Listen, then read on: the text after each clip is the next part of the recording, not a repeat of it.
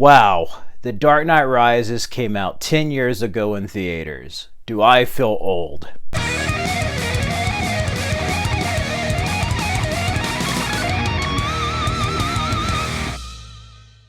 The Dark Knight Rises is the epic conclusion to the Dark Knight trilogy, and I hold this film in a very special place in my heart. For those out there who know me, friends and family, I watch this movie every day for a year. This film is tied for the most times I've seen a movie in theaters with Man of Steel. Both films I saw 8 times. And Dark Knight Rises was quite something, you know. Batman Begins reinvented the Batman franchise. It brought the character back from the dead after 8 long years. Shortly after, in 2008, we had The Dark Knight that was the Godfather Part 2 of comic book movies. And going into this, I knew when the Joker card was teased in Batman Begins that a third film could never top the second.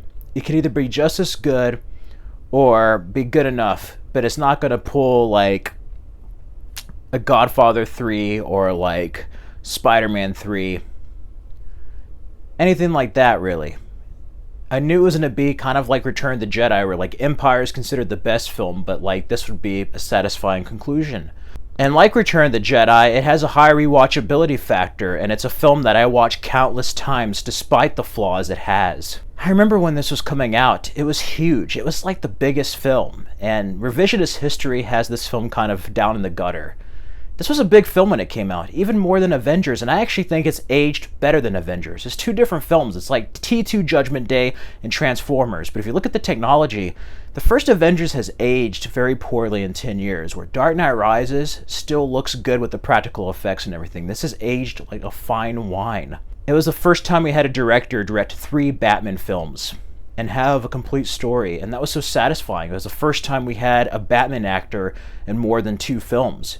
Before that, Michael Keaton was in 2 films, but then we only had Val Kilmer and George Clooney for 1. So Christian Bale really got to complete an arc with Christopher Nolan. Christopher Nolan and Emma Thomas did such an amazing job with this trilogy. Everybody, the creative crew, Jonathan Nolan, David S. Goyer, they really told a story here, and it's crazy because this just wasn't like, let's plan a franchise, let's do a trilogy. It just happened to be a trilogy, yet it fits so well together. And I love that because each film delivers everything it can at the time, and each film is just so satisfying. If anything, I think they forced a conclusion way too early. This film series could have gone on to 5 or 6 films, but I respect them for ending it on a high and ending it while they were ahead. It wasn't one of those film series where you're just like, they're going to keep making more and more. Like, really? It's not like Fast and Furious. No, like, it's a trilogy. And in my eyes, this is the greatest cinematic trilogy with the original Star Wars trilogy and Lord of the Rings. Like, seriously, I love this. It's one of the finest comic book films. To call it a comic book film would almost be an insult. This is just one of the best films. And I love this series so much. Going into this, it was hyped up. I remember the trailer, or the teaser, should I say, on Deathly Hallows Part 1. We saw the second trailer in front of the Avengers, and then MTV Movie Awards really rev things up. Hans Zimmer's score, underrated score, probably my favorite of his scores with Lion King and Gladiator. There's a lot of stuff you can hear in this. And when it came out, it was something big. Unfortunately, we had the tragedy in Aurora, Colorado. It was horrible what happened there. I think domestically that kind of hurt the film on opening weekend. And I'm just bummed that those people never got to see it. There's just like this dark cloud around its release. You were wondering if you feel safe in a theater. You know, that was like the start of this new wave of like what was going on in the country. You know, you've had mass shootings before, but like stuff was feeling less safe. Places were feeling less safe. For the people who did see it, this was a satisfying conclusion. And Bane, Tom Hardy as Bane. No one cared who I was till I put on the mask. I love the moment where he's just like, so, you came back to die with your city? No, I came back to stop you. I love that moment. Such an amazing moment from that film.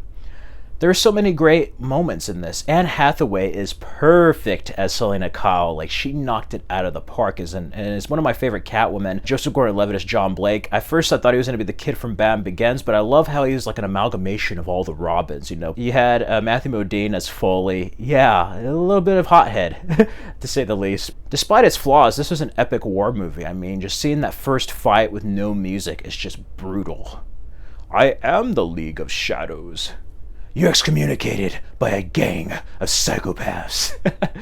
And seeing Batman get hurt was just so hard to watch. This wasn't Batman in his prime. And it's funny because it took Batman 8 years to come back to life, and he's been gone 8 years. They time jump in this movie. We see a broken shell of a man. The Joker won. And we get to see the consequences of the Dark Knight in this film. And I love it, that first fight. Nolan starts to embrace a bit more of his comic book roots with like the Nightfall scene where Batman's back is broken. There's a spiritual Lazarus pit, not a literal one, but then we get the bat, which is like the Batwing. I mean, that's pretty crazy. I never thought we'd get that. Seeing John Daggett, you know, that's like a reference to the comics and cartoon there. And I knew Marion Cotillard was going to be Talia al Ghul. It's just like, when I saw that, I'm like, she's going to be Talia. I would cast her as Talia, and sure enough, she was. And I love how it tied to Batman Begins. I think a lot of people, there's some people who might have been disappointed, but I think a lot of people who got into it with Dark Knight were probably really let down. But if you've been watching it since Batman Begins, this was a full circle moment to the whole trilogy and really tied both films together. And I love how they use like Pittsburgh and New York and different areas like that. And Chicago is like Gotham City. It has a grander look. It's more of a character in this movie. And man, there's just so many amazing moments. Seeing him rise from the pit, Desi Basara, Desi, you know. And he has to have fear. It's like, I'm not afraid, I'm angry. And he has to have fear. You know, Batman Begins, he lost his innocence. He lost who Bruce Wayne was when his parents were killed. He had to basically lose fear as well to get over that. And then his spirit and moral code was broken in Dark Knight. And now his body's broken. So that pit is not only a physical but spiritual recovery for Bruce Wayne. And when he gets out, he's not only Batman again, he's Bruce Wayne the way he was before all this happened. And it is a bit like Good Will Hunting. I love it with them foreshadowing the ending with Alfred. It's just like, I wish you would never come back. I would see you, you would see me, and we wouldn't say anything to each other, but we would know that you made it out okay. So many wonderful moments. That scene with Alfred admitting that he burnt the letter in Dark Knight, that was such an emotional scene. I really thought Michael Caine should have gotten a supporting actor nomination in this film, as well as Judi Dench in Skyfall. Like, they were underrated that year. And he's just crying. He's just like, so how dare you use Rachel to try to bring my world down or something. And it's just like, you think we're going to shake hands and talk. It's like, no, I know what this means. And it's just so sad, including the ending where you thought he died. And once you see that recovery, he's back with Anne Hathaway. I love that moment with Selena where she's like, why don't we just leave? And he's just like, I haven't given him everything. Not yet. That scene where the police attack the mercenaries is epic with a score. I love that score with The Fire Rises. And that one shot on the stairs is the best shot of the entire trilogy. I fucking love that shot. I even replicated in a short film around that year after I saw that movie. I was obsessed with this movie. Got the figurines, the soundtrack, like everything. This movie was my life. It is my life. It inspired me as a filmmaker, and it was just a satisfying conclusion as a Batman fan after not having Batman for so many years to finally have a solid trilogy. And even if they didn't make any good Batman movies or there weren't any Batman movies, like I have a Batman trilogy to watch. And we do. And 10 years later, this conclusion is not only epic, I feel it is underrated. Despite its flaws, yeah, you could say there's plot holes, but that's a stretch. They're looking for plot holes that don't exist. It's like, maybe he used the tunnels. I don't know. How did he get back? You don't have to be spoon-fed everything. Just because they don't show it doesn't necessarily mean it's a plot hole, you know? I feel like that term plot hole was never used until this movie came out for some reason. And you know what? It was great to have a third comic book film that didn't suck. Like after Spider-Man 3, X-Men 3, Blade 3, like it was great to have like a freaking third comic book movie that rocked on its own. May not have been the first two films, may have just measured up to them, not greater than them, but it rocked, I thought. I thought it was an amazing film. Christian Bale is a Batman for a generation, my generation, and he's my favorite. Like, I absolutely love him. I think he gives his best performance in this film. Tom Hardy is evil. Like, the other villains are evil, but but you kind of rooted for them, and they're like likable. They stole the show. I just wanted Batman to beat the living shit out of Bane by the end of this movie. It was Rocky 3. He loses a fight, trains, gets back up to his former glory, beats him, and he even has a statue. So it's Rocky 3.